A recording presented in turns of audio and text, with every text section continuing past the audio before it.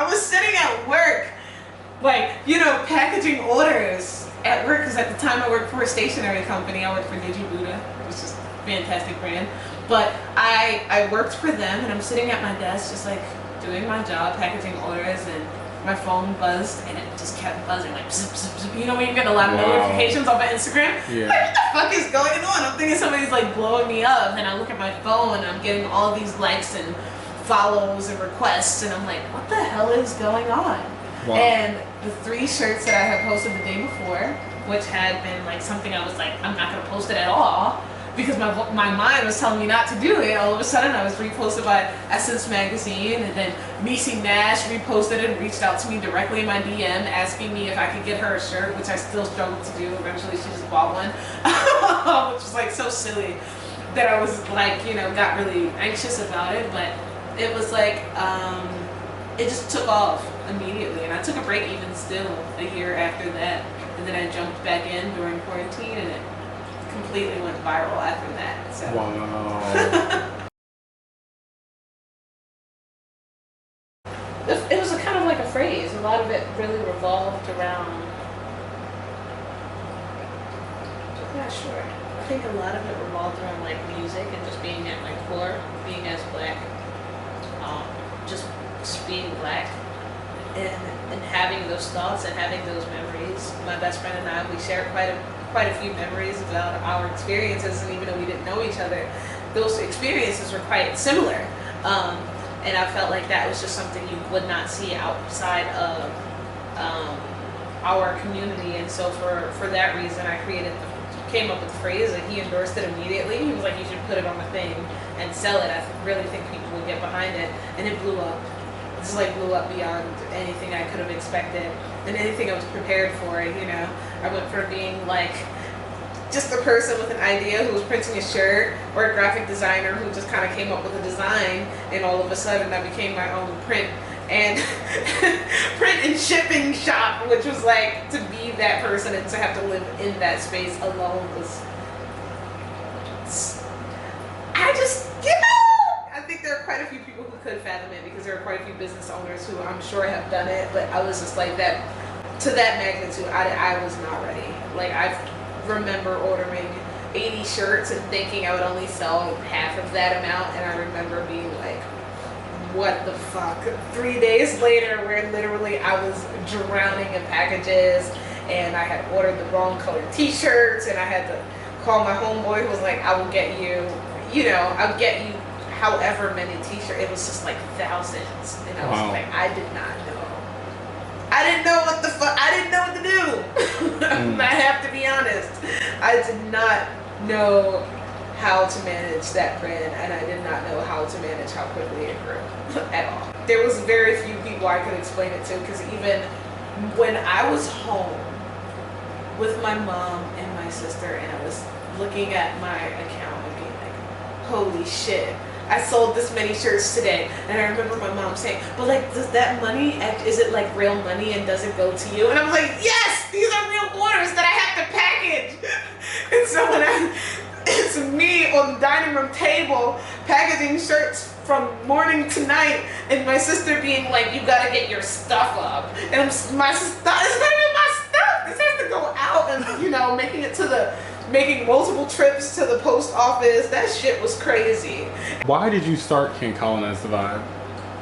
Well, I think I created the shirts initially for Afropunk, because that's where I was going, and I came up with the phrase for a number of reasons that were rooted in like who I was and what I believed in, and where, you know, like where I was as a person at the time.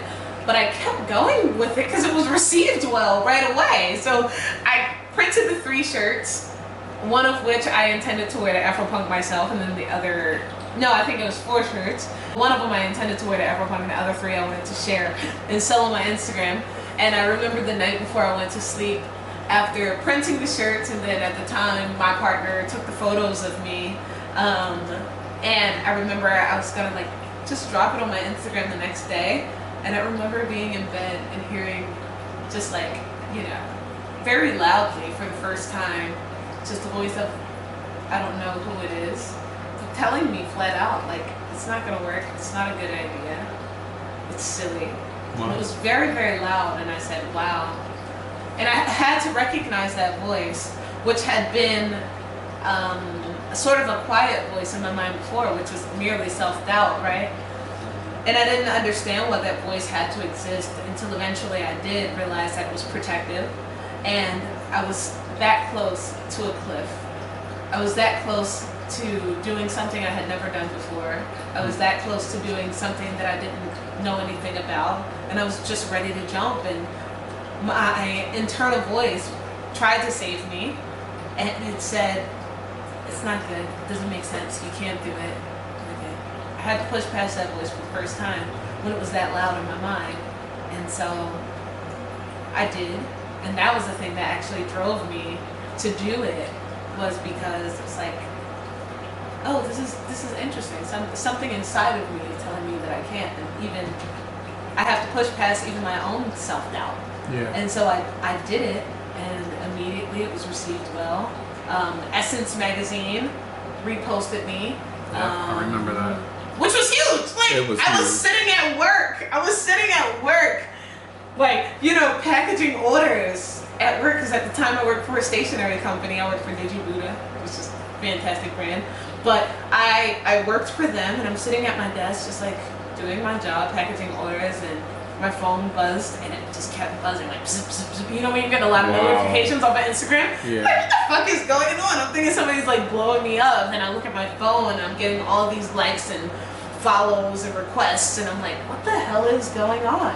Wow. And the 3 shirts that I had posted the day before, which had been like something I was like, I'm not gonna post it at all, because my mind was telling me not to do it. All of a sudden I was reposted by Essence magazine, and then Niecy Nash reposted it and reached out to me directly in my DM asking me if I could get her a shirt, which I still struggled to do. Eventually she just bought one, which was like so silly that I was like, you know, got really anxious about it. But it was like, it just took off immediately, and I took a break even still a year after that, and then I jumped back in during quarantine, and it completely went viral after that. So. Wow.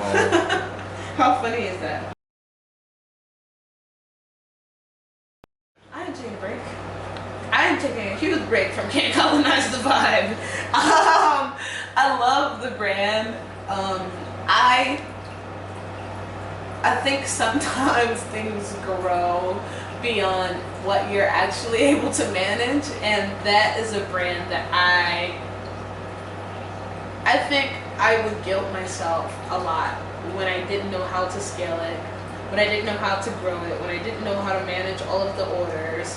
And when I think about that brand as a whole, I always wanted to do something really small and really niche. Like, I just want to create like things intermittently that people will appreciate, but I never wanted to be like, I'm packaging orders every day, all day.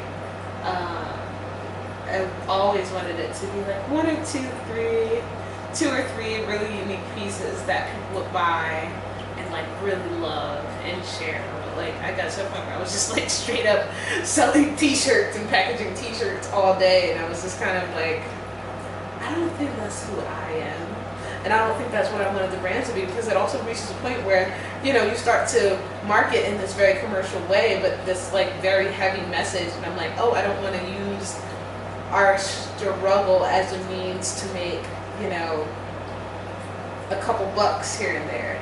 And so I was like,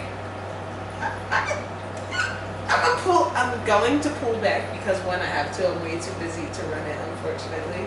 And then there's a whole second part of it where it's just like, it was just a very weighted brand. It was a very heavy brand to run, especially during the time where it really rose, which was like during a lot of the protests. It was during quarantine.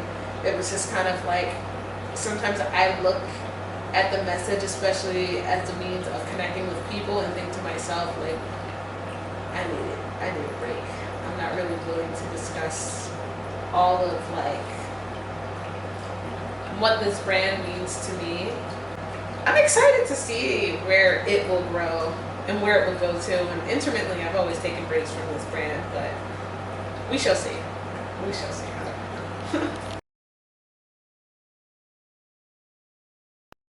What I love about this brand is essentially what it taught me about like marketing and creating a brand that allows for like iteration, right? So other people can take it and play a role in it, right? So like that's what the photo gallery turned into. I like that it was just kind of like an idea that turned into a thing that people made their own, you know? And I think that's the coolest part of that brand. It's like I've never done anything like that before. There was after I did this, someone reached out to me because I think they were building a network of like bookstores or something, and I happened to scroll on his page and he had an image of himself where he was essentially holding a book. Like he was holding a book open in this way, like in front of his face, and I was like, oh, that's the marketing for the book club, because essentially what you would want is to get more people to do exactly what you're doing in your photo and iterate on that. So each time you guys introduced a new book for your book club series, you'd want them to do the same thing.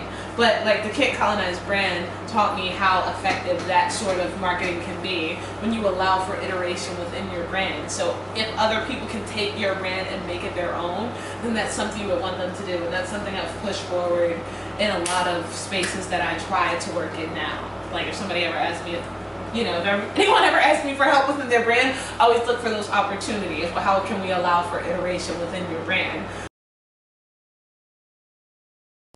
Right now, my biggest focus is just kind of music, but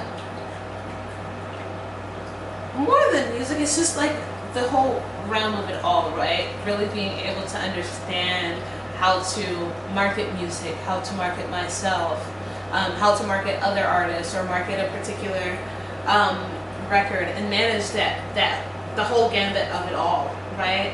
Like really understanding how to get things to get people to connect with what you're actually creating. So I would say, at least for now, for me, I think the biggest thing is just kind of understanding how to connect with an audience, regardless of what it is that I'm doing. I think I did a really good job of finding an audience and finding the crowd and following through the Can't Colonize the Vibe brand. And so now I just need to figure out how to do that with music. You know, like I've made music from the time I was 15, but now it's like, how do I get people to actually connect with the things that I'm making? And I think more than making music, my focus has become how to get people to connect with like the things that I've made. And I think that's where I'm putting a lot of my creative energy right now.